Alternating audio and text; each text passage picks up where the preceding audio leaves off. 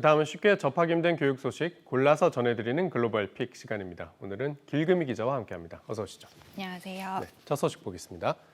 접종과 피해 규모의 상관관계라고 했습니다. 그 이제 백신 접종에 대한 얘기일 텐데 아무래도 접종률이 좀 낮으면 피해 규모가 커질 수 있겠죠. 네, 맞습니다. 미국이 개학을 맞아 10대들의 백신 접종률 끌어올리기에 집중하고 있는 가운데 청소년 접종률에 따라서 피해 규모가 반비례한다는 새 연구 결과가 나왔습니다. 미국 하버드대 연구진이 분석한 이 조사에 따르면요, 코로나19로 가장 큰 피해를 입은 주요 도시들 가운데 대다수는 10대들의 접종률이 놀랄 만큼 낮은 비율을 나타냈습니다. 연구진들은 감염률이 높았던 42개 지역에 초점을 맞춘 해당 분석에서 무려 37개 지역이 10대들의 백신 접종률이 주 평균보다 더 낮았다고 보고했습니다. 네, 이게 청소년들의 백신 접종률이 낮은 곳이 피해 규모가 컸었다는 건데 지역별로 이 접종률이 그렇게 차이가 큰 겁니까? 네, 맞습니다. 10대들의 코로나19 백신 접종률은 크게는 주별로 또 같은 주에서도 지역별로 큰 격차를 드러냈는데요.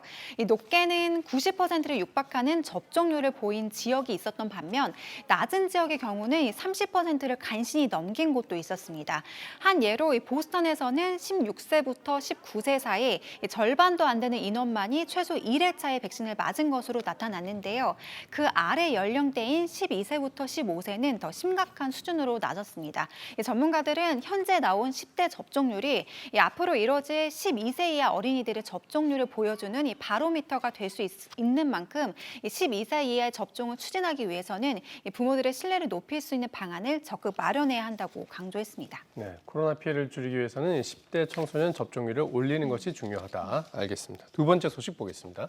자, 또 접종 문제네요. 접종 여부에 따라 나뉘는 대학 생활. 대학 생활도 백신 접종에 따라서 달라지는 겁니까?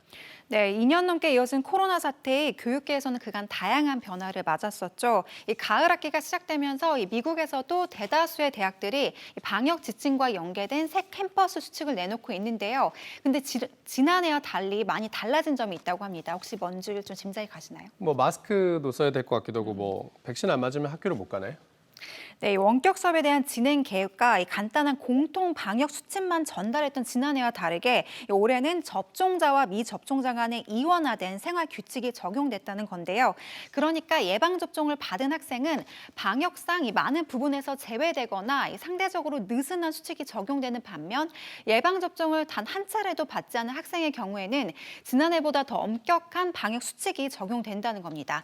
예를 들어 워싱턴 주립대학교 같은 경우는 캠퍼스 내 모든 사람들에게 현재 마스크 착용을 요구하고 있는데요. 하지만 접종자의 경우는 마스크를 안 써도 되고 사회적 거리두기 인원에서도 제외된다고 합니다.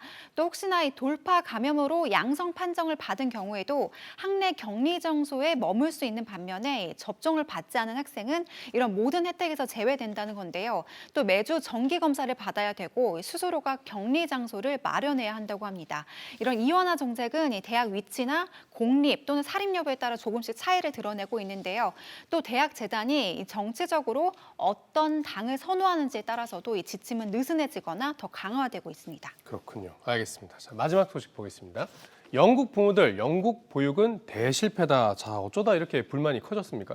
네, 영국 학부모들이 정부의 부적절한 육아 정책으로 재정적 어려움이 더 가중됐다는 조사 결과가 나와서 관심을 모으고 있습니다. 영국 언론 매체 가디언이 영국 내 맞벌이 부모 2만 명을 대상으로 실시한 조사에 따르면 응답자들 중 무려 97%가 육아 비용이 지나치게 비싸다고 답했습니다. 또 3분의 1이 집세나 주택담보대출보다 양육비에 더 많은 돈을 지불하고 있다고 밝혔는데요. 실제 경제협력개발기구 OECD 자료에 따르면 영국은 슬로바키아와 스위스에 이어서 이 세계에서 세 번째로 비싼 육아비를 충당하고 있는 것으로 알려졌습니다. 1년에 쓰는 육아 비용만 평균 12,000파운드를 육박한다고 합니다. 우리 돈 거의 2천만 원인데 이게 실제 임금 상승률하고 비교해도 많이 비싼 편입니까? 맞습니다. 2008년과 2016년 사이 영국 내 1살짜리 아이의 보육료 비용 증가세를 살펴보니까요. 영국 내 평균 임금보다 4배 더 빨리 증가한 것으로 조사됐습니다.